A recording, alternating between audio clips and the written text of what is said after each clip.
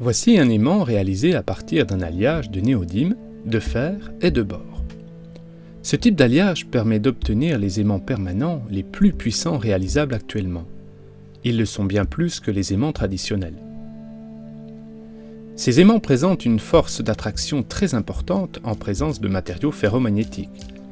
Cette force devient phénoménale lorsque les aimants se rapprochent les uns des autres. De ce fait, il est indispensable de se munir de gants de protection et de les manier avec une extrême précaution. Voici ce qui arrive lorsqu'un doigt se retrouve pris entre deux aimants à peine plus gros qu'un morceau de sucre. Le champ magnétique créé par ces aimants est si important que leurs effets se manifestent jusqu'à 60 cm de distance. Observez l'interaction entre les deux aimants situés aux extrémités de la règle graduée. La force d'attraction de ce type d'aimant est assez surprenante. L'aimant en notre possession semble assez inoffensif avec son diamètre de 4 cm et sa masse de 400 g. Il possède cependant un champ magnétique rémanent très important de 1,4 Tesla. Une fois plaqué à une surface métallique, il est très difficile de l'en décoller. Nous pouvons sans difficulté soulever un moteur d'une masse de 9 kg.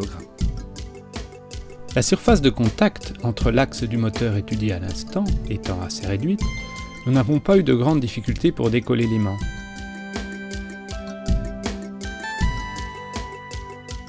C'est déjà nettement moins facile lorsque ce dernier est plaqué sur le boîtier en acier d'une alimentation continue.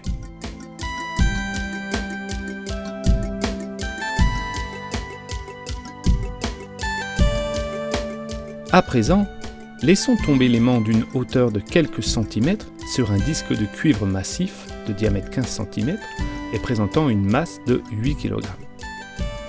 Rappelons que le cuivre ne s'aimante pas. Notre aimant n'est donc pas attiré par cette matière et nous pouvons le décoller sans effort. Cependant, le cuivre étant un métal, le champ magnétique créé par l'aimant va y engendrer des courants induits appelés courants de Foucault. Ces courants, selon la loi de Lenz, vont créer un champ magnétique qui va s'opposer à celui qui leur a donné naissance. La chute de cet aimant de 400 g est donc largement amortie. On pourrait penser qu'il tombe sur un lit de coton invisible. Lorsque l'aimant est placé sur un plan incliné non métallique, il glisse tout naturellement vers le point le plus bas. La même manipulation effectuée sur notre disque de cuivre nous permet de vérifier que l'aimant est freiné au cours de sa descente. C'est à nouveau les courants induits générés par le champ magnétique qui vont être responsables de son freinage. Lorsque les deux disques de cuivre sont placés verticalement, l'action des courants induits a pour effet de ralentir considérablement la vitesse de déplacement de l'aimant au cours de sa chute. Lorsque l'on déplace l'aimant au-dessus du disque, et sans toucher celui-ci, on peut, selon les mêmes phénomènes, observer son déplacement.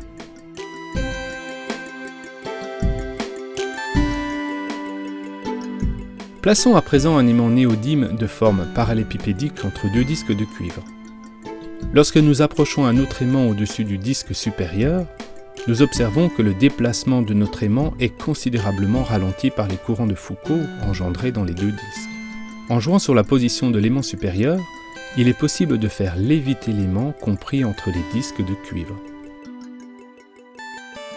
Sans la présence de ces disques, nos deux aimants se colleraient ensemble avec violence et il serait quasiment impossible de les séparer.